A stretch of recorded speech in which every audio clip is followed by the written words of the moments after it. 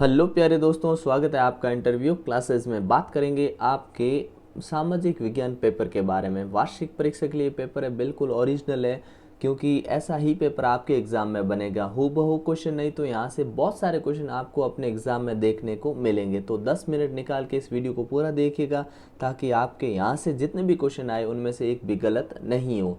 ठीक है, जैसे ही आपका पेपर होगा उसका वीडियो सोल्यूशन भी आपको मिल जाएगा। उसके बाद में आपका जो भी एग्ज़ाम है, मैथ्स है तो आपके मैथ्स के सारे वीडियोस जो है प्लेलिस्ट बनी हुई है, उसके अंदर सारे पेपर डाले हुए हैं, वो देख लीजिएगा। मोस्ट इंपॉर्टेंट क्वेश्चन है जो हर चैप्टर के अलग अलग वो वीडियो बने हुए हैं, वो देख लीजिएगा। उनसे बाहर आपका कोई क्वेश्चन आना नहीं है। और मैथ्स के और भी 4 से 5 पेपर और मिल जाएंगे आपको एग्ज़ाम से पहले पहले, तो उनकी प्रैक्टिस कर लीजिएगा। एग्ज़ाम में उससे बाहर आपके नहीं आने वाला है। ठीक है, चलिए देखते हैं आज के आपके जो सामाजिक पेपर है उसमें किस प्रकार के क्वेश्चन आपको मिलेंगे। सबसे पहला प्रश्न पूछा गया है, सीधे राज्य को अदा किया जाने वाला कर था। तो सीधे राज्य को दिया जाने वाला कर था टाइल। ठीक है ना। और एक टाइद क्या था? तो टाइद चर्च द्वारा वसूल किए जाने वाला कर था। ठीक है ना। ये दोनों ही सवाल पूछे हुए, ध्यान रखना। इसके बाद आपके मैथ से उसकी तैयारी के लिए वीडियो है और संस्कृत के लिए वीडियो, और जो भी एग्जाम बचा उन सब के लिए प्लेलिस्ट में वीडियो पड़े हैं। चलिए देखिए, तो टाइल हो जाएगा सीधे राज्य को अदा किया जाने वाला कर, और टाई द हो जाएगा आपने कौन सा? चर्च द्वारा वसूला जाने वाला कर। दोनों सवाल पूछे हुए हैं। नेक्स्ट देखिए, बास्तिल का पतन कब हुआ? ये सवाल भी पूछा हुआ है कि इसका पतन कब हुआ। तो ऑप्शन सही होगा 14 जुलाई 1789। तो ऑप्शन नंबर अपना स करेक्ट हो जाएगा। अगला है, रूस में प्रथम क्रांति हुई थी। रूस में सबसे पहली क्रांति कब हुई थी? 1917 के अंदर। निजी संपत्ति के विरोधी थे, तो ये समाजवादी लोग निजी संपत्ति के विरोधी थे। अगला है, जर्मन संसद का नाम। तो जर्मन संसद का नाम क्या है? ये ध्यान रखिए कि बहुत सारी संसद है, उनका नाम आपसे पूछा जा सकता है। जैसे कई बार पूछा है कि ड्यूमा, ड्यूमा कौन सी संसद है? तो ये है रूस की। कौन सी है? रूस। ठीक है। इसके अलावा ये भी पूछा गया है कि नेशनल असेंबली ये कहाँ की है? तो ये फ्रांस। कहाँ की? फ्रांस की संसद का नाम है। ठीक है। ये भी पूछा हुआ है कि डायट, डाइट, तो डाइट कहाँ के है? जापान। कहाँ के है? जापान की संसद का नाम डाइट है। हमसे पूछा यहाँ पे कि जर्मन की संसद का नाम। ठीक है, तो ये है अपने, इसका एक नाम है अपने बुंडेस्टेमेन स्टेग, बुंडे स्टेग ये नाम है। ठीक है, यहाँ पे ये ऑप्शन नहीं है, तो अपना करेक्ट ऑप्शन हो जाएगा राइक स्टॉग। ठीक है ना, ऑप्शन स हो जाएगा। अगला देखिए, जर्मन की मुद्रा का नाम बताइए। तो ये हो जाएगा मार्क। ठीक है ना, मार्क हो जाएगा। अगला है, डेमोक्रेसी शब्द किस भाषा का है? आप जानते हैं ये ग्रीक भाषा का वर्ड है। कौन सी भाषा? ग्रीक भाषा। लेकिन यहाँ पे ग्रीक ऑप्शन नहीं है, तो ऑप्शन चुनना पड़े तो फिर आप अरबी चुनोगे यहाँ से। ठीक है। निम्न में से, और डेमोक्रेसी का मतलब क्या होता है? डेमोस मतलब होता है लोग, क्रेसी मतलब होता है शासन, जहाँ पे लोगों का शासन हो उसे हम डेमोक्रेसी कहते हैं। ये भी पूछा हुआ सवाल है। निम्न में से किस देश में औरतों को वोट देने का अधिकार नहीं है? देखिए, ये नहीं था कुछ समय पहले तक, हालांकि अभी है। ठीक है, तो ये कौन सा? सऊदी अरब, जिसमें अभी महिलाओं को अधिकार दिया वोट देने का। अगला प्रश्न है अपना, विश्व में सबसे अधिक निर्धन निवास कहाँ करते हैं? देखिए, अगर ये ऑप्शन दिए हुए हैं ठीक है, नहीं दिए हुए होते तो सबसे ज़्यादा निर्धन है ना वो रहते हैं अपने हेती नाम का एक देश है। ठीक है ना, हेती, उसमें। ठीक है, लेकिन यहाँ ऑप्शन के अनुसार भारत करेक्ट होगा। और भारत के अंदर कौन सा राज्य है? तो वो होता है अपने कौन सा? बिहार। कौन सा है? बिहार। ठीक है, ध्यान रखिएगा। अगला प्रश्न है कि भारतीय संविधान इनमें से कौन सा अधिकार देता है? तो ये सारे अधिकार भारतीय संविधान अपने देता है। फिर पूछा गया है खाली जगह, जिसके अंदर डैश में सोवियत संघ की स्थापना हुई। कब हुई? तो ये हुई थी अपने 1922 के अंदर। ठीक है, ऑप्शन तीसरे नंबर वाला करेक्ट हो जाएगा। डैश प्रथम विश्व युद्ध में मित्र राष्ट्रों के खेमे में शामिल था। तो कौन था जो मित्र राष्ट्र में था? तो तुर्की, जर्मनी ये विपक्ष में थे। रूस अमेरिका ये मित्र राष्ट्र के खेमे में थे। हिटलर ने सोवियत संघ पर हमला कब किया था? 1941 में। कई बार क्वेश्चन रिपीट हो चुका है। वर्तमान में जो जावा है वो चावल की खेती के लिए बहुत फेमस है। हिमाचल प्रदेश के चरवाहा समुदाय को क्या कहते हैं? तो यहाँ पे देखिए, धंगर कहते हैं महाराष्ट्र वालों को। रायका और बंजारा है ये राजस्थान में है। और अपने जो ये हिमाचल प्रदेश पूछा है ना, तो ये भी कई बार सवाल आ चुका है। उनको कहते हैं गद्दी। क्या कहते हैं? गद्दी। ठीक है ना, ये ध्यान रखिएगा। अगला है, हमसे पूछे सत्य असत्य, हाँ और ना में जवाब देना है, ठीक है। 1914 में रूस और उसके पूरे साम्राज्य पर लेनिन का शासन था। क्या लेनिन का शासन था? तो हम कहेंगे नहीं। तो किसका था ये शासन? था इस समय जार निकोलस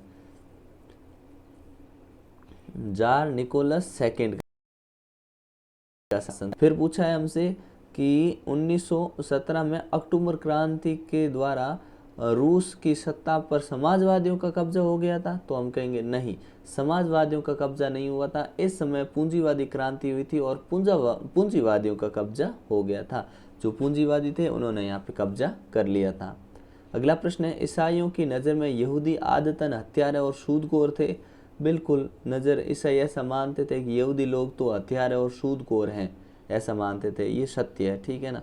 तो पहले नंबर पे था ये असत्य, मतलब ना, दूसरे में भी ना, तीसरे में हाँ, ठीक है, ध्यान रखिएगा। और हाँ, जैसे ही आपका पेपर होगा उसका वीडियो सोल्यूशन भी आपको मिल जाएगा। दोस्तों के साथ ज़्यादा से ज़्यादा शेयर करें। और जो नेक्स्ट एग्ज़ाम है मैथ्स का या आपके जो भी है संस्कृत का, उन सभी के लिए प्लेलिस्ट है। अगर आप वो वीडियोस देख लेते हैं तो उससे बाहर आपके कुछ आना नहीं है। अगला देखते हैं अपने, ये सामाजिक है तो इसमें क्वेश्चन जरूर वेरी करेंगे, बदलेंगे क्वेश्चन। हूबहू पेपर तो किसी एग्जाम में नहीं मिलेगा, लेकिन अगर आप पेपर ढंग से पढ़ लेते हैं तो उससे बाहर भी कुछ नहीं आना। जैसे साइंस में आपके जो पेपर पहले हो चुके थे उनसे बाहर तो कुछ आया ही नहीं। मैंने कहा ना, 98% तो वही क्वेश्चन थे जो कि हूबहू पिछले पेपरों में आ रखे थे। अगला देखते हैं, इसके अंदर देखिए, द्वितीय विश्व युद्ध में 8 मई 1945 को मित्र राष्ट्रों की विजय हुई। सॉरी, ठीक है। तो क्या पूछा कि मित्र राष्ट्रों की विजय हुई थी क्या? तो हम कहेंगे समय कौन सा था? 8 मई 1945। तो मित्र राष्ट्र में कौन थे? अपने अमेरिका वगैरह थे, ठीक है ना, रूस अमेरिका। तो इनकी विजय हुई थी। कैसे? कि इन्होंने जापान के जो शहर थे, कौन सा, हिरोशिमा और नागासाकी, इसके ऊपर परमाणु बम गिरा दिया था, ठीक है, जिसे परमाणु, जिसे है ना लिटिल मैन बोला गया था, ठीक है, उसको गिरा दिया, जिसके कारण वहाँ पे मतलब जापान ने घुटने टेक दिए थे। तो ये सत्य है। अगला है, लोकतंत्र में अंतिम फैसला सेना के अधिकारी लेते हैं। तो हम कहेंगे नहीं, सेना के अधिकारी ये फैसला नहीं लेते हैं। किसके हाथ में होता है फैसला? जनता के हाथ में। अगला प्रश्न देखिए, विश्व के किन्हीं दो लोकतांत्रिक देशों के नाम। देखिए, लोकतांत्रिक देश खूब सारे हैं, आपको सिर्फ दो नाम पूछे तो दो नाम आप बड़ी आसानी से बता सकते हैं। अमेरिका हो गया, भारत हो गया, ब्राज़ील, अपने ऑस्ट्रेलिया, जर्मनी, जापान, ये सारे लोकतांत्रिक देश हैं। सार्वभौमिक वयस्क मताधिकार से आप क्या समझते हैं? कई बार रिपीटेड क्वेश्चन है। बिना किसी भेदभाव के वयस्क व्यक्ति को वोट देने का अधिकार होता है। उसके जाति, लिंग, धर्म, सामाजिक स्टेटस, मतलब सामाजिक स्थिति नहीं देखी जाती, उसे हम क्या कहते हैं? सार्वभौमिक वयस्क मताधिकार। अगला प्रश्न देखते हैं, भारत में चुनाव लड़ने की न्यूनतम आयु क्या है? देखिए, चुनाव लड़ने की, वोट देने की न्यूनतम आयु होती है ना, तो 18 वर्ष है, ठीक है। चुनाव लड़ने की न्यूनतम आयु 21 साल है। 21 साल के बाद नॉर्मली कोई भी व्यक्ति चुनाव लड़ सकता है, लेकिन विशेष परिस्थितियां हो गई, जैसे अपने लोकसभा, राज्यसभा का चुनाव लड़ रहा है, तो इनमें एज अलग अलग है, जिनमें कहीं 24 साल है, कहीं 25 साल है, ठीक है ना, इस हिसाब से। तो यहाँ न्यूनतम आयु पूछी तो वो 21 साल है। 21 साल के बाद कोई भी व्यक्ति छोटे से छोटा चुनाव लड़ सकता है। अब ये चुनाव अलग होते हैं कि कॉलेज वाले हो रहे हैं चुनाव, वो अलग चीज़ है, ठीक है ना। देखते हैं, मतदाता सूची क्या है? तो मतदाता सूची क्या होती है? एक ऐसी सूची जिसमें निर्वाचन क्षेत्र जो भी होता है जहाँ चुनाव होने हैं, उनमें जितने भी मतदाता हैं उन सभी का नाम एक लिस्ट में होता है, उसी को हम कहते हैं मतदाता सूची। और इस लिस्ट में जिनका नाम होता है वो लोग मतदान कर सकते हैं। संसद के कोई दो कार्य बताइए। तो बहुत ही आसान है। संसद क्या करती है? एक तो विधान बनाना। संसद का काम क्या है? विधान, यानी कानून बनाने का कार्य संसद का है। फिर जितने काम हुआ है, लोगों की शिकायतें सुनने का काम, उनको व्यक्त करने का, कार्यपालिका का कार्य संसद द्वारा पारित किए जाते हैं। जो बिल होते हैं वो उन पे संसद पे विचार किए जाते हैं। ये सारे संसद के कार्य हैं। भारत का सर्वोच्च न्यायालय कहाँ स्थित है? तो ये दिल्ली में स्थित है। कहाँ है? दिल्ली में स्थित है सर्वोच्च न्यायालय, जो कि तिलक बाग दिल्ली में स्थित है। फिर पूछा है, भारत का राष्ट्राध्यक्ष कौन है? तो आप जानते हैं राष्ट्रपति होते हैं ना, वो राष्ट्राध्यक्ष कहलाते हैं, राष्ट्रपति, ठीक है। और वर्तमान में राष्ट्रपति हैं अपने द्रौपदी मुर्मू, ठीक है ना, एक महिला राष्ट्रपति है द्रौपदी मुर्मू, ध्यान रखिएगा, याद ही होगा आपको ये। तो भारतीय संविधान सभा में प्रारूप समिति के अध्यक्ष कौन थे? तो प्रारूप समिति के अध्यक्ष थे BR अम्बेडकर। और जो आपके अध्यक्ष थे, समिति जो मेन बनी हुई थी, उसके सदस्य जो थे वो थे अपने डॉक्टर राजेंद्र प्रसाद। ठीक है, अगला देखते हैं, रंग भेद की नीति क्या थी। तो रंग भेद की नीति वो थी जो कि अपने नॉर्मली कहाँ पे थी, ये साउथ अफ्रीका के अंदर थी, जिसमें काले और गोरे लोगों के बीच में भेदभाव किया जाता था। उनको अलग रखने की जो प्रणाली थी उसको रंग भेद की नीति बोला गया, और नेल्सन मंडेला ने इसका उन्मूलन किया था, इसको नष्ट किया था। नेल्सन मंडेला को किस द्वीप, ध्यान रखिए नेल्सन मंडेला का संबंध था साउथ अफ्रीका, दक्षिण अफ्रीका से, और इनको रखा कहाँ गया था, इनको एक रॉबिन द्वीप था, वहाँ पे एक जेल में रखा गया था, ये ध्यान रखिएगा। अगला प्रश्न हमसे पूछा गया है, चेका क्या थी। चेका क्या थी, काफ़ी इंपॉर्टेंट क्वेश्चन है, ध्यान रखिएगा। तो चेका क्या थी, चेका एक प्रकार की सीक्रेट पुलिस हुआ करती थी, जो कि सिक्योरिटी के लिए बनाई थी, किसने, लेनिन ने बनाई थी 1917 में। ठीक है, तो ये ध्यान रखिएगा, सीक्रेट यानी खुफिया पुलिस थी जो कि सिक्योरिटी के लिए बनाई गई थी, लेनिन ने बनाई थी 1917 में। अगला देखिए, व्यावसायिक खेती से आप क्या समझते हैं। बहुत ही आसान प्रश्न है ये। व्यावसायिक खेती क्या होती है, एक ऐसी खेती जो कि व्यवसाय के हिसाब से की गई हो, मतलब उसकी फसल बेची जाएगी और उसका उपयोग जो है धन घर में लाया जाएगा। कहने का मतलब एक ऐसी खेती जो बड़े पैमाने पर की जाती हो, जिसमें भूमि, श्रम, मशीनें आदि का उपयोग किया जाता हो, उसे व्यावसायिक खेती कहते हैं। बंजारों के मुख्य इलाके बताइए, वो भी भारत में बताने हैं। तो भारत में देखिए, एक राजस्थान में बंजारे जनजाति है, उत्तरी भारत का जो मारवाड़ क्षेत्र है उसमें मिल जाएंगे, आंध्र प्रदेश में मिल जाएंगे, तेलंगाना में मिल जाएंगे। यहाँ पे अपने क्या, बंजारों की संख्या बहुत ज़्यादा है। अगला है, सबसे अधिक महिला साक्षरता किस राज्य की और क्यों है। आप जानते हैं सबसे ज़्यादा महिला साक्षरता है वो अपने कहाँ की है, केरल की है। पुरुष और महिला कहीं की भी ले लो, केरल साक्षरता में सबसे आगे है। क्यों, क्योंकि यहाँ पे महिलाओं को शिक्षा का बराबर अधिकार है। लोकतंत्र क्या है, लोकतंत्र मतलब लोगों का तंत्र, लोगों का शासन, जिसके अंदर लोग ही अपने द्वारा चुनी गई सरकार अपने द्वारा चुनते हैं, अपने लिए चुनते हैं। ठीक है ना, ये ध्यान रखना। और जो अपने ये भी पूछा जाता है कि लोगों का, लोगों के लिए, लोगों का द्वारा, ये बात किसने कही थी, तो ये बात अब्राहम लिंकन ने कही थी लोकतंत्र के लिए। अगला देखिए, क्या अधिकांश नेता अपने चुनावी वादे पूरे करते हैं क्या। तो अधिकांश नेता अपने चुनावी वादे पूरे नहीं कर पाते हैं, अपनी अपनी राय देनी यहाँ पे। ठीक है ना, कुछ नेता पूरे करते हैं ताकि अगली बार वो सत्ता में वापस आ जाए। सरकार किसे कहते हैं, तो सरकार बहुत ही आसान है। सरकार क्या होती है, कुछ निश्चित व्यक्तियों का समूह होते हैं जो राष्ट्र तथा राज्य के निश्चित काल के लिए जो निश्चित पद्धति के अनुसार काम करते हैं और चुने जाते हैं, उन्हें हम क्या कहते हैं, सरकार कहते हैं। धर्मनिरपेक्षता से आप क्या समझते हैं। बहुत ही आसान प्रश्न है कि राज्य का कोई धर्म नहीं होता, देश या राज्य किसी भी धर्म के साथ भेदभाव नहीं करेगा, उनकी नज़र में सभी धर्म एक समान है। जितनी भी संस्कृति है, धर्म है, समाज है, सभी को समान मानेगा, इसी को धर्मनिरपेक्ष कहा गया है। गणतंत्र, व्यक्तिगत स्वतंत्रता से क्या अभिप्राय है। बहुत ही आसान प्रश्न है। व्यक्ति जो होता है उसको अपने लिए समानता और बंधुता की सीमा में रहना व्यक्तिगत स्वतंत्रता है। कहने का मतलब व्यक्ति अपने आप को सबके समान माने, सभी के साथ बंधुत्व से रहे, उसी को हमने क्या बोला गया, व्यक्तिगत स्वतंत्रता। उसकी पर्सनल स्वतंत्रता होती है, जिसके अनुसार कोई उसकी दखल नहीं दे सकता, उसकी जो निजी लाइफ होती है उसमें। पुरुषों की अपेक्षा महिलाएं कम शिक्षित क्यों हैं। उसका मेन कारण है कि जो पुरुष होते हैं वो बाहर के काम करते हैं, और महिलाएं जो होती हैं वो गैर आर्थिक काम करती हैं।